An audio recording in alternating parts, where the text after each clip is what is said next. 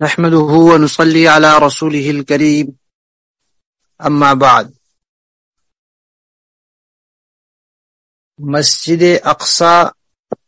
اور مسئلہ فلسطین نامی 2 روزہ ورکشاپ کا آج دوسرا دن ہے۔ گزشتہ سبق میں ہم نے 3 عنوانات سے متعلق گفتگو سنی تھی۔ سرزمین فلسطین کا تاریخی پس منظر،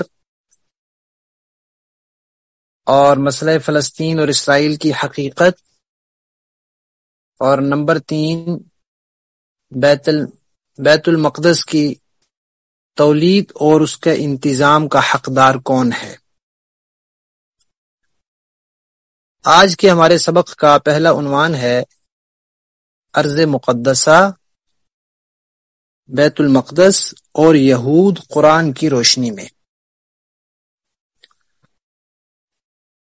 اس عنوان کے تحت ہم 4 باتیں عرض کریں گے۔ پہلی یہ کہ قرآن پاک نے ارض شام کو بابرکت قرار دیا ہے، خصوصاً فلسطین کو اور بیت المقدس کو۔ 15 سپارے کی پہلی آیت ہے، سبحان الذی اسری بعبدہ لیلا من المسجد الحرام الى المسجد الاقصى الذی بارکنا حولہ۔ تو بارکنا حولہ میں حضرات مفسرین کرام نے لکھا ہے کہ پوری سرزمین شام شامل ہے، خصوصاً فلسطین کی زمین۔ اسی طرح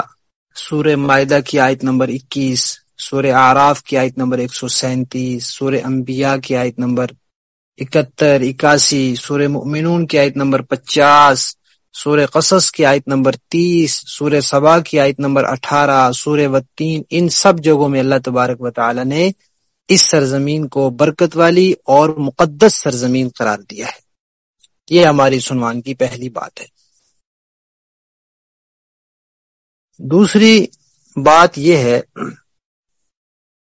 کہ یہ جو سرزمین شام ہے، ارض مقدسہ ہے، اور خصوصاً جو فلسطین کا حصہ ہے، اس کی حکومت اور اللہ تعالیٰ کی طرف سے جو خلافت کا حق ہے، اس کے بارے میں اللہ تعالیٰ نے ابراہیم علیہ السلام سے فرمایا۔ اللہ تعالیٰ فرماتے ہیں فَقَدْ آتَيْنَا آلَ إِبْرَاهِيمَ الْكِتَابَ وَالْحِكْمَةَ وَآتَيْنَاهُمْ مُلْكًا عَظِيمًا۔ اللہ تعالیٰ نے ابراہیم علیہ السلام سے وعدہ کیا کہ آپ کی اولاد کو ہم یہ ملک عظیم عطا فرمائیں گے۔ اس سے مراد بھی یہ ہے کہ ابراہیم علیہ السلام کے بعد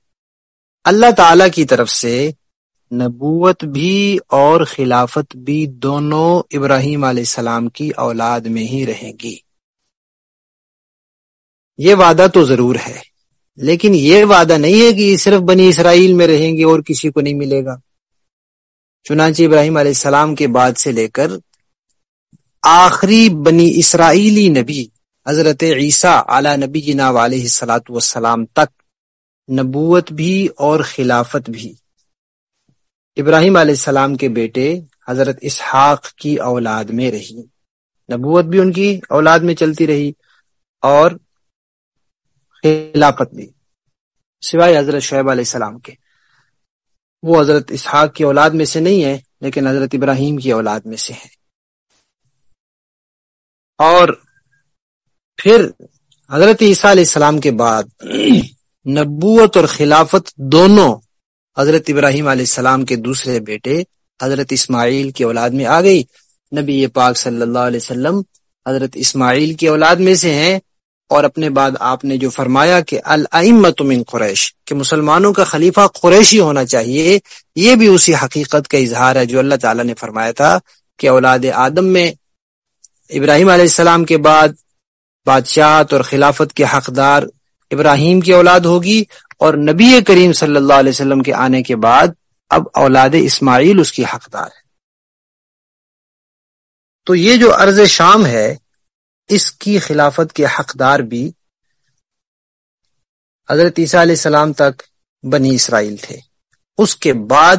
حضرت نبی پاک صلی اللہ علیہ وسلم کی تشریف آوری کے بعد سے مسلمان ہیں۔ یہ دو باتیں ہو گئی۔ تیسری بات، اللہ تعالیٰ نے قرآن پاک میں فرمایا ہے، سورہ انبیاء کی آیت نمبر 105 ہے، وَلَقَدْ كَتَبْنَا فِي الزَّبُورِ مِن بَعْدِ الذِّكْرِ أَنَّ الْأَرْضَ يَرِثُهَا مِنْ عِبَادِيَ الصَّالِحُونَ، کہ ہم نے تورات میں بھی اور زبور میں بھی یہ لکھ دیا کہ یہ جو خاص زمین ہے، اس سے مراد بھی شام اور فلسطین کی زمین ہے، اس کے وارث ہمارے صالح بندے ہوں گے،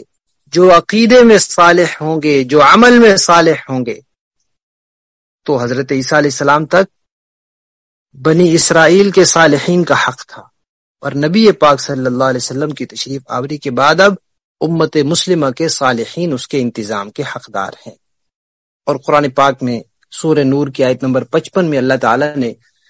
مہاجرین صحابہ اکرام کو مخاطب کر کے جو فرمایا کہ آپ لوگوں میں سے ایمان اور نیک عمل والوں کو اللہ تعالیٰ زمین میں خلیفہ بنائیں گے، اور پھر ان میں سے 4 حضرات جو خلیفہ بنے تو ان پر اللہ تعالیٰ کا یہ وعدہ سچا ہوا، اور انہی کے دور میں بیت المقدس بھی فتح ہوا۔ تو اللہ تعالیٰ نے جو اعلان کیا تھا کہ اللہ کے بندوں میں سے صالح بندے اس زمین کے وارث ہوں گے، اس سے یہ بھی معلوم ہو گیا کہ اب نبی پاک صلی اللہ علیہ وسلم کے بعد خلفائے راشدین اور پھر اس کے بعد ان کی اتباع میں امت مسلمہ کا یہاں انتظام کا حق ہے۔ یہ 3 باتیں ہو گئی۔ اور چوتھی بات اس عنوان کی یہ ہے کہ قرآن پاک نے یہ بتایا ہے کہ تورات میں بھی اللہ تعالی نے جگہ جگہ یہود کو کہا تھا کہ اگر وہ اللہ تعالی سے کیے ہوئے عہد پر قائم نہیں رہیں گے اور تورات کے احکامات پر عمل نہیں کریں گے تو پھر اللہ تعالیٰ کا غضب ان پر نازل ہوگا،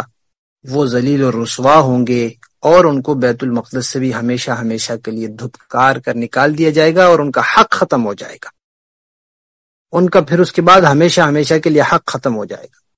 اور اسی حقیقت کو قرآن پاک نے بیان کیا، سورہ بقرہ میں ہے، وَضُرِبَتْ عَلَيْهِمُ الذِّلَّةُ وَالْمَسْكَنَةُ وَبَاءُوا بِغَضَبٍ مِّنَ اللَّهِ، کہ ان پر ذلت اور بے کسی کا ٹھپا لگ گیا اور وہ اللہ کا غصہ لے کر لوٹے۔ اور دوسری جگہ اللہ تعالیٰ نے فرمایا لُعِنَ الَّذِينَ كَفَرُوا مِن بَنِي اسرائیل، اور سورہ آل عمران میں بھی اللہ تعالیٰ نے فرمایا کہ ان کے اوپر اللہ نے ایسی ذلت مسلط کی ہے کہ اللہ کی طرف سے کوئی سبب پیدا ہو جائے یا انسانوں کی طرف سے کوئی ذریعہ نکل آئے تو الگ بات ہے، ورنہ یہ ہمیشہ ذلیل و رسوا ہی رہیں گے۔ تو قرآن پاک کی روشنی میں ہمیں شام کے بارے میں معلوم ہوا کہ بڑی برکت والی زمین ہے، بیت المقدس کے بارے میں معلوم ہوا کہ ابراہیم علیہ السلام کے بعد سے عیسیٰ علیہ السلام تک بنی اسرائیل کے صالح لوگ جو عقیدے اور عمل میں صالح تھے وہ اس کے انتظام کے حقدار تھے، اور نبی پاک کے بعد سے لے کر قیامت تک اس کے انتظام کے حقدار امت مسلمہ کے عقیدے اور عمل کے صالح لوگ ہیں۔ اور ایک بات یہ معلوم ہوئی کہ قرآن کے مطابق یہود